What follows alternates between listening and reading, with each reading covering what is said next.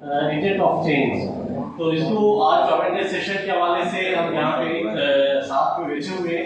तो हमने ही चेंज लाना है अपनी कम्युनिटी में, अपनी पॉपुलेशन में और अपने घर में जाके अपने फ्रेंड्स में, कम्युनिटीज़ में यही चीज़ें जो है, जैसे ट्रीटमेंट कंप्लायंस का इशू है, बहुत सारे ने बताया कि उसकी कंप्लायंस हमारी पुअर है और उसके अलावा जो प्रिवेंटिव मेजर्स हैं वो हमारे यहाँ बिल्कुल ना होने के बराबर हैं। तो मैं जो स्पीच की तरफ आता हूँ। It is an honor to stand before you today on World Malaria Day 2025, a day of global significance dedicated to raising awareness, mobilizing and action and reinforcement of our collective commitment to ending malaria in our country. The year's theme is accelerating the fight against malaria for a healthy future, highlighting the urgency of our mission and the need for intensified efforts to eliminate the preventable and treatable diseases.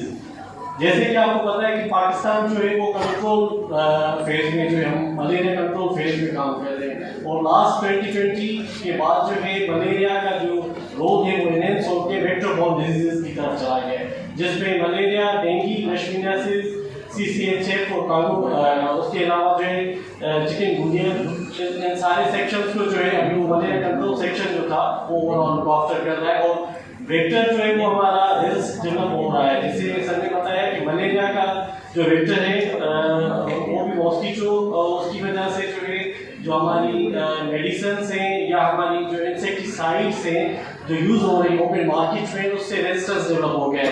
आजकल हम घरों में Morton की coil भी use कर रहे हैं, तो साथ में वो दूसरी चीज़ें भी यूज़ कर रहे हैं, मॉस्किटो भी लगा रहे हैं, लेकिन उसके बावजूद भी जो मॉस्किटो है वो बाइट कर लेता है। तो ये जो है कि रेजिस्टेंस डेवलप हो रहा है मार्केट में और यहाँ पे हमारे यहाँ कोई रिसर्च डेवलपमेंट के एरियाज जो है वो कम है, तो उसकी वजह से इसको भी हमें देखना होगा कि जो है इसरा यूनिवर्सिटी और खान के साथ साथ हमारा एक कंसोर्शियम चल रहा है। इंशाल्लाह 25 अप्रैल 2025 में मलेरिया नेशन कंसोर्शियम जो है उसकी लॉन्चिंग है सेरेमनी, तो उसमें हम इसमें रिसर्च और जो है रेजिस्टेंस डेवलप जो हो रहा है मेडिसिन का भी और उसके अलावा इंसेक्टिसाइड्स का भी, तो उसके हवाले से हमारा जो है आपको इन्विटेशन होगा कि उसमें आप भी पार्टिसिपेट करें और आपकी टीम भी, ताकि उस पर हम देखें। ग्लोबल और रीजनल अगर हम बात करें मलेरिया बर्डन की, तो malaria remains a major public health problem worldwide according to the latest World Health Organization data. There are approximately 249 million जो केसेस जो है वो रिपोर्ट हुए हैं इन लास्ट ईयर एंड उसमें से अराउंड 6,800 जो है वो डेथ्स रिपोर्ट हुई है ओवरऑल कंट्री, ओवरऑल ग्लोबली। और इसमें जो सब सारे अफ्रीकन कंट्रीज है वहाँ पे जो है मलेरिया की डेथ्स और मलेरिया की जो एनियोपेरासाइट इंसिडेंस है वो ज़्यादा है। इसके अलावा अगर हम बात करें ईस्टर्न मेडिटेरियन रीजन की एमओ की, जिसमें हमारा पाकिस्तान आ जाता है, तो उसमें जो है malaria continues to be a pressing concern particularly in countries like Pakistan, Afghanistan, Sudan and Yemen. वहाँ पे स्टिल जो है केसेस की राइज है और पाकिस्तान में उसमें हमारी टॉप पोस्ट आ रहा है एमओ रीजन में।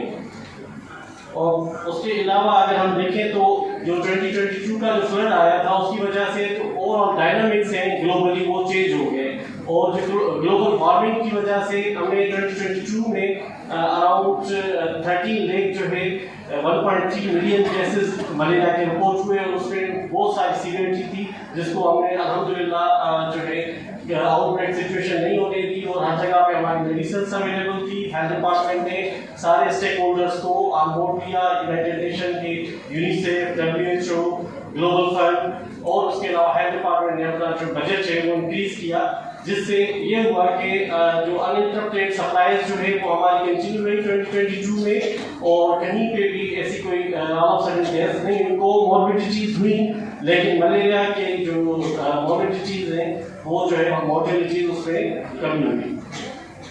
इसके अलावा अगर हम एफर्ट्स और मलेरिया कंट्रोल एंड प्रिवेंशन देखें तो हमने वेक्टर कंट्रोल स्ट्रेटजीज एडॉप्ट की हुई हैं और उसको हम ओवरऑल सारी कंट्री में, इवन पाकिस्तान के अलावा अगर हम बात करें तो सिंध में हमारे 22 ऐसे डिस्ट्रिक्ट्स हैं जो हाईली एंडेमिक डिस्ट्रिक्ट्स हैं सर।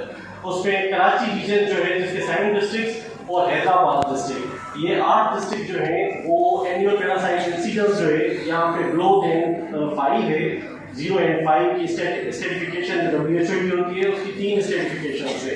एक जो है 0 to 5 और एक जो है 5 to 10 और तीसरा जो है 10 to above है।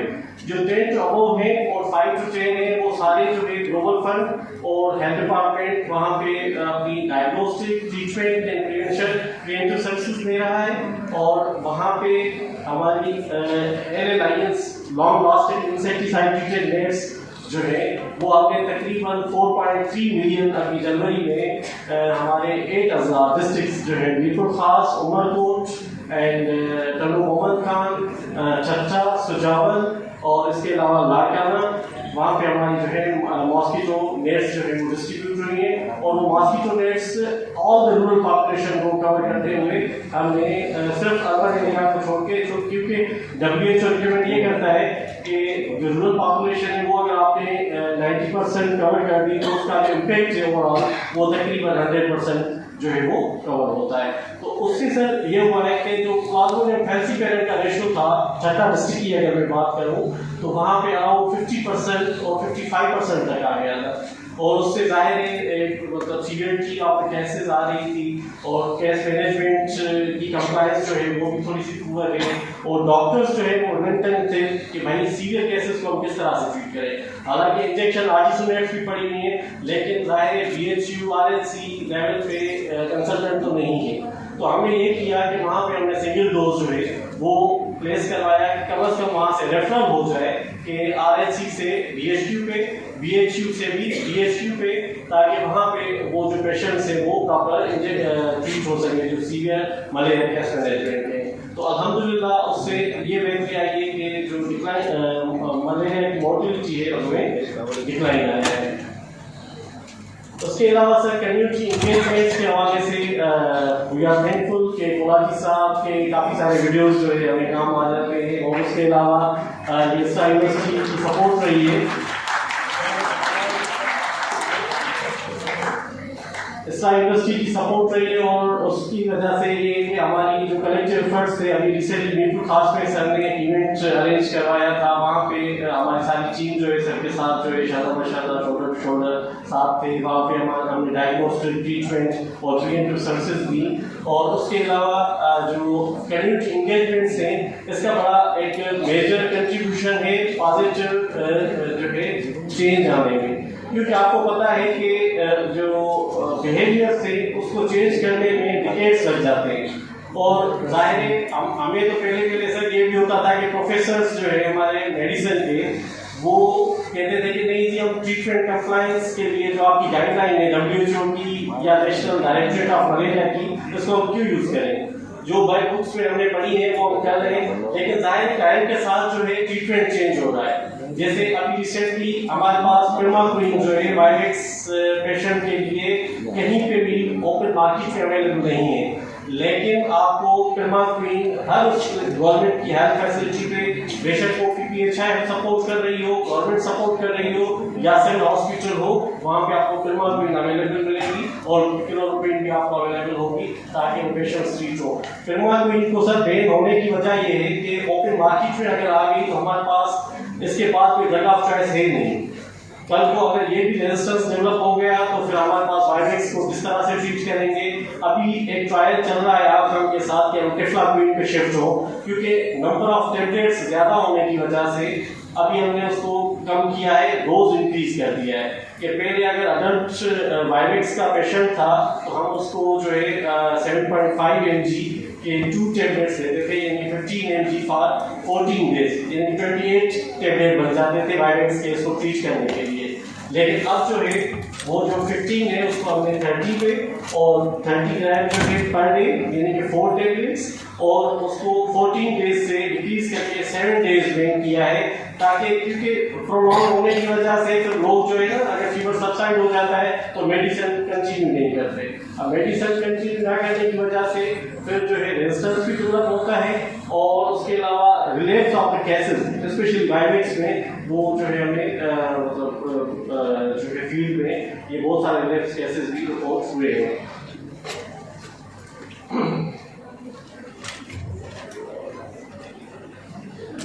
अच्छा, जो चैलेंजेस हैं, अगर हम चैलेंजेस की बात करें तो उसमें मोस्टली वो WHO वाले हमारे जो कुलीग थे उन्होंने भी बताया कि क्लाइमेट जो एनवायरनमेंट का बड़ा फैक्टर है और अभी आपने देखा है कि मौसम जो है चेंज होते ही जो हमारे मॉस्किटो की ब्रीडिंग साइट्स भी इंक्रीज हो गई है। हमें अपने घरों के नज़दीक जहाँ पे पानी है या गड्ढे हैं उनको जो है साफ सुथरा रखना है, उनको फिलिंग करवानी है मट्टी से, ताकि वहाँ पे वो जो मलेरिया की मॉस्किटो की ब्रीडिंग साइट्स ना हो। और वही ब्रीडिंग साइट से मॉस्किटो के लिए फॉर द डेंगू पर्पस, क्योंकि डेंगू का मॉस्किटो जो है वो साफ पानी पे जो है वो बैठता है। तो घरों के जो टैंक के पानी के उनको प्रॉपर कवर रखें, क्योंकि डेंगू और चिकनगुनिया का सेम वेक्टर है आपका जो मॉस्किटो है। तो इसके लिए भी हमें सफाई सुथराई का ख्याल रखना होगा। और हमारे पास लिमिटेड जो एक्सेस है पॉपुलेशन का हार्ड टू रीच एरियाज में। अभी हमने सर कोशिश की है हेल्थ डिपार्टमेंट में कि ICCM जो है हम कर रहे हैं, और ICCM में ये मॉडल है कि जो LHWs हैं उनको हम केस मैनेजमेंट में ट्रेन करवा रहे हैं, और जो हार्ड टू रीच एरियाज हैं वहाँ पे उनको कुछ इंसेंटिव भी दे रहे हैं। उसके लिए हमने 4 डिस्ट्रिक्ट जो है अभी सिलेक्ट किए हैं जिसमें केस मैनेजमेंट प्रैक्टिसेस इंप्रूव हो। और उसके अलावा ड्रग एंड रेजिस्टेंस के लिए हमारी स्टडीज चल रही है। और in line with the Pakistan Malaria Elimination Roadmap, we are proud to announce that District Chhatra has been selected as a pilot project for the malaria elimination by the vector-borne diseases in collaboration with Assam University Consortium. The initiative will be officially launched on 25th of April 2025. We firmly believe that with collaborative efforts, multi-stakeholder engagements, and strategic interventions, we can make Sindh malaria free and contribute to the global technical strategy of malaria GTS 2016-2030, which aim for global malaria elimination by 2030 and to 2035. Thank you so much. Thank you so much, Mr. University, for inviting us. Thank you, Mr. Polaji साहब, वो हमारे seniors हैं, हमें guide भी करते हैं और इनकी वीडियोस भी हमारे लिए बहुत ज़्यादा बेनिफिशियल होती हैं। सो और मैं आप सब्सक्राइब करो, टाइम तो नहीं बढ़ा, इंशाल्लाह बढ़ेंगे आज टाइम के साथ ना। अच्छा, from the DG Health Office, first of all, thank you so much on behalf of Deputy Director Syed Mushtaq Shah साहब, हम कोलाची साहब को भी थैंक्स कहते हैं कि वो हमेशा हमें मलेरिया के लिए याद करते हैं। इसके अलावा आप लोगों के लिए message for our young generation and new doctors के आप लोगों को आई डोंट नो कि पता होगा कि VPD कोई सेक्शन है जिसमें ये सारी डिजीजेज जो है जिनको इनिशियली मैनेज किया जाता है, और उसके अलावा बर्डन को डिक्रीज करने के लिए हम क्या क्या चीज़ें करते हैं, तो उसके हवाले से थोड़ा सा मैं बताऊँगी कि VPD जो प्रोग्राम है 2022 से स्टार्ट हुआ, जिसमें पहले मलेरिया था, उसके बाद जो है फिर dengue, leishmaniasis and other diseases include हो गई। सो हमारे पास 2250 सेंटिनल साइट्स हैं, डायग्नोसिस भी करते हैं और ट्रीटमेंट भी करते हैं मलेरिया की। But in spite of that जो बर्डन डिक्रीज होना चाहिए मलेरिया का, वो इतना नहीं हो रहा। वो क्यों नहीं हो रहा? Just because of unawareness. हमने अपनी सराउंडिंग में भी देखी है, अपने हॉस्पिटल्स में भी देखी है कि हमारे डॉक्टर्स अनअवेयर होते हैं। इवन उनको ये नहीं पता होता कि हमारे हॉस्पिटल में भी फ्री ऑफ कॉस्ट वो टेस्ट भी होता है और फ्री ऑफ कॉस्ट ड्रग्स भी दे रहे हैं। मेजर हॉस्पिटल्स की मैं बात कर रही हूँ जब हम मॉनिटरिंग एंड इवैल्यूएशन भी करते हैं। उसके अलावा दूसरा अनअवेयरनेस कहाँ पे होती है? हमारी पॉपुलेशन में। जैसे कि DC साहब ने अभी बताया कि हम बीइंग अ डॉक्टर हमें तो पता है कि ये डिजीज जो है it's not a major thing, but अगर अर्ली ट्रीटमेंट, अर्ली डायग्नोसिस और ट्रीटमेंट नहीं होगा तो वो पेशेंट कॉम्प्लिकेशन में चला जाएगा, और कॉम्प्लिकेशन में जाने के बाद उसकी सर्वाइवल चांसेस जो है वो डिक्रीज हो जाते हैं। तो इसके लिए हमें क्या करना पड़ेगा? आज का स्लोगन क्या है? That malaria can act with us. तो हमारी रिस्पॉन्सिबिलिटी क्या है कि हम अवेयरनेस बढ़ाएं और उसके साथ साथ अपनी सराउंडिंग वाली पॉपुलेशन को बताएं कि देयर आर सम सेंटर्स जहाँ पे जो है अर्ली डायग्नोसिस भी हो जाती है और फ्री ऑफ कॉस्ट ट्रीटमेंट भी हो जाती है। So thank you so much. Owen, Plasmodium malaria, Plasmodium falciparum, and Plasmodium vivax. These are 5 species which can cause the malaria. But the most common is the Plasmodium vivax, and the most virulent is the Plasmodium falciparum. So the malaria is caused by the vector known as the female Anopheles mosquito, which can cause the malaria by biting their skin and inject the sporozoites in our blood. जब sporozoites हमारे blood में आ जाते हैं तो direct हमारे liver पे effect करते हैं। लिवर में जाके क्या करते हैं, वो कन्वर्ट हो जाते हैं, सम चेंजेस में कन्वर्ट हो जाते हैं, लाइफ साइकिल उसकी प्रॉपर चलती है, जिसमें मीरोजोइट्स शामिल हैं। Sporozoites are converted in merozoites. Then after the liver, they came into the blood and attack on the RBC, causing the destruction of the RBC, result in the anemia. After some sporozoites are converted into the gametocytes, which are taken by the mosquito, and they will form the sporozoites again, and these are migrated to the salivary glands of the mosquito. When it will bite again, the life cycle repeats. So the patient came to us with the present complaint of the fever, high grade fever 104 Fahrenheit, with chills, shivering के साथ आएगा हमारे पास, और उसके अलावा उसको नाज़ें, rheumatic होगी, headache होगा, एंड प्लस में डायरिया होगा, और जॉन्डिस भी होगा ड्यू टू द एनीमिया, और it will affect also on the brain, and the patient sometimes with the severe complications of the seizures and fits. If the malaria will remain untreatable, it will cause the complications like the cerebral malaria, black water fever, and hypoglycemia. The hypoglycemia results also affect on the brain, because the glucose is important for our brain and for maintaining our energy level. And for the prevention, we have to do the Dury wash well, which is also available at local shops. Before sleeping, we have applied moisture and nets, available nets, and coil. These are available. But the patients who are on the treatment anti-malarial drugs, the best therapy is the ACTS therapy, which is used for the malaria treatment. And if the patient, अगर कोई बंदा जा रहा है कोई endemic area या pandemic area जहाँ पे मलेरिया बहुत कॉमन है, तो हमें क्या करना चाहिए, उसे प्रोफाइलेटिक देना चाहिए या वैक्सीन देनी चाहिए। वैक्सीन कौन सी होती है? RTS वैक्सीन होती है जो हम उसको देते हैं, या फिर वो वैक्सीन भी इफेक्टिव नहीं हो रही, या उसको हम पहले क्या करेंगे, रीएश्योर करेंगे भाई आप पेंडेमिक एरिया पे नहीं जाए, क्योंकि इसके आपको भी मलेरिया हो सकता है, फिर आगे जाके आपकी फैमिली को भी मलेरिया हो सकता है। So we have to give reassure the patient that you should not go to the pandemic area या endemic area. But in Hyderabad we have just some sporadic malaria, not endemic or pandemic. And prophylactic treatment में हमें क्या देना चाहिए? पहले जैसे अगर हम सिंधी हैं तो सिंधी क्या करते हैं कि बात नहीं मानते, जो उनको करना होता है वो करते हैं। तो हम क्या करते हैं कि भाई जो सिंधी पेशेंट आता है तो हम क्या करना चाहिए कि उसको प्रोफाइलेटिक ट्रीटमेंट देना चाहिए। Like before going to the pandemic epidemic area we have given the chloroquine before 2 weeks से पहले नीचे जहाँ पे जा रहा है तो हमें क्लोरोक्विन देना चाहिए। अगर उससे भी रेजिस्टेंट है तो हमें क्या देना चाहिए? प्रिमाक्विन या मेफ्लोक्विन देना चाहिए।